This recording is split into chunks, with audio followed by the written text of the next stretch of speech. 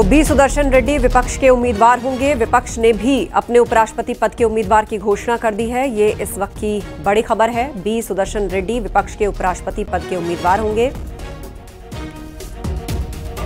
तो ये इस वक्त का बड़ा अपडेट। सुप्रीम कोर्ट के पूर्व जस्टिस है सुदर्शन रेड्डी और वो विपक्ष के उम्मीदवार होंगे। संविधान के मूल्यों को प्रतिबिंबित करते हैं। मूल्यों के लिए उन्होंने अपनी सारी जीवन लड़ाई लड़ी है, वो उम्मीदवार बने हैं और सारे विपक्ष पार्टियों ने सर्वसम्मति से इनका नाम चुना है। मैं खड़गे जी का शुक्रगुजार हूं कि उन्होंने सारे विपी है। मैं अभी आपको भोजन के लिए आमंत्रित करता हूं। शुक्रिया।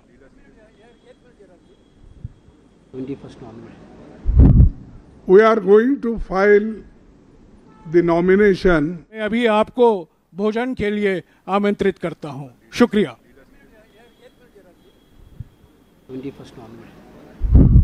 We are going to file the nomination on 21st. So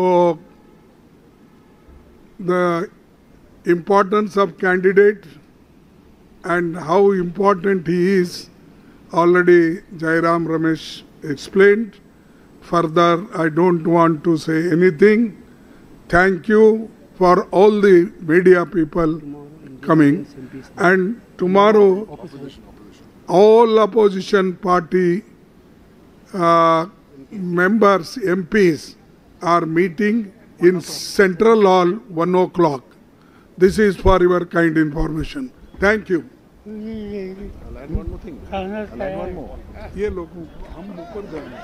Just to add one more point. Mr. Kharge has said everything there is. All opposition parties is the phrase he used quite correctly. Just to let you all know, the Aam Aadmi Party is also on board.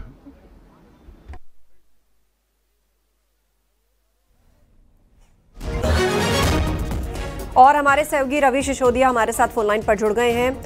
Ravi, B Sudarshan Reddy विपक्ष के उम्मीदवार घोषित किए गए हैं, supreme court के justice रह चुके हैं और किस तरीके से उनके नाम पर सहमति बनी है?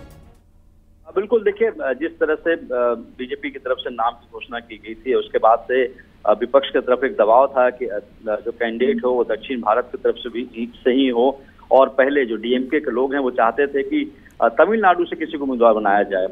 दो नाम भी वहां से आए थे तमिलनाडु की तरफ से कि जिनको उम्मीदवार के लिए, हालांकि कल जो बैठक हुई थी उस पर सहमति नहीं बन पाई थी और इसीलिए आज सुबह आज बैठक बुलाई गई थी करीब 12:30 बजे कांग्रेस अध्यक्ष के आवास पे। वहां पे सहमति बनी। बी सुदर्शन रेड्डी जो कि न्यायविद भी रहे हैं, इससे पहले गोवा के चीफ जस्टिस भी रहे हैं, तो इनके नाम पे सहमति बनी। एक जो टारगेट था इनका, ये चाह रहे थे कि जो टीडीपी है, अगर क्षेत्रवार अगर बात करें तो टीडीपी अलायंस पार्टनर है सरकार की और बी सुदर्शन रेड्डी चूंकि तेलुगु हैं, तो ऐसे में क्या उनको टारगेट किया जाए, तो ये तमाम चीजों को सोचकर उसका रणनीति बनाया गया और उनके नाम पर सहमति बनी। हालांकि सूत्र ये बता रहे हैं कि पहले ये चाहते थे या तो जो नाम हो वो तमिलनाडु से हो या बिहार से हो। चुनाव को देखते हुए जो पर्पस है इनका कि चुनाव को टारगेट किया जाए और उसी आधार पर नाम की घोषणा की जाए।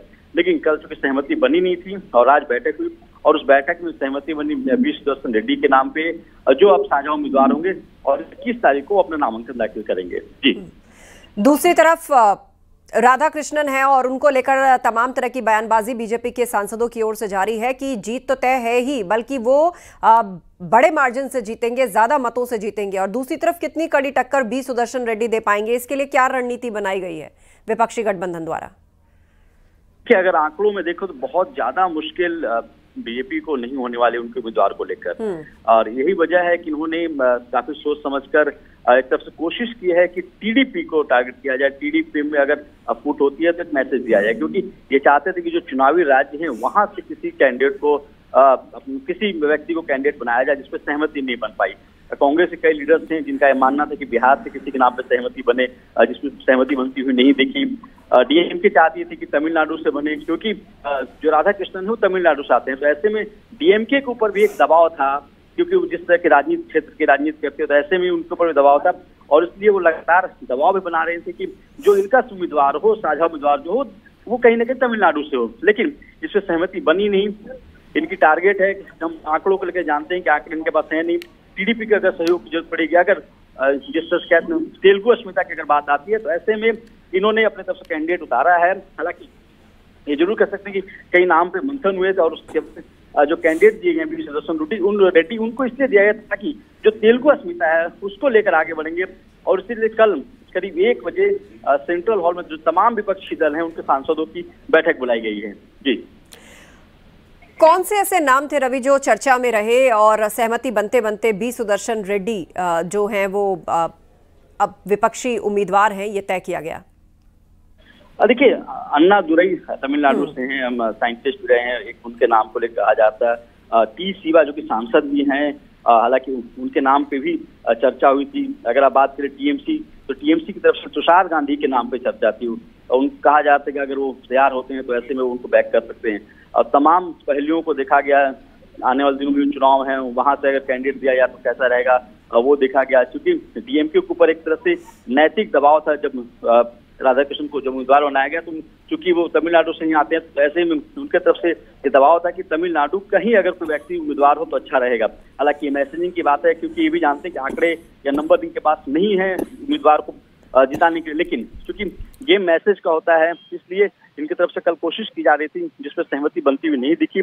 और उसके बाद आज जो बैठक हुई, उस बैठक में वी सुदर्शन रेड्डी के नाम पर सहमति बनी और 21 तारीख को नाम दाखिल करेंगे। जी, चलिए, बहुत बहुत धन्यवाद चर्चा के लिए रवि। तो वी सुदर्शन रेड्डी विपक्ष के उपराष्ट्रपति पद के उम्मीदवार होंगे।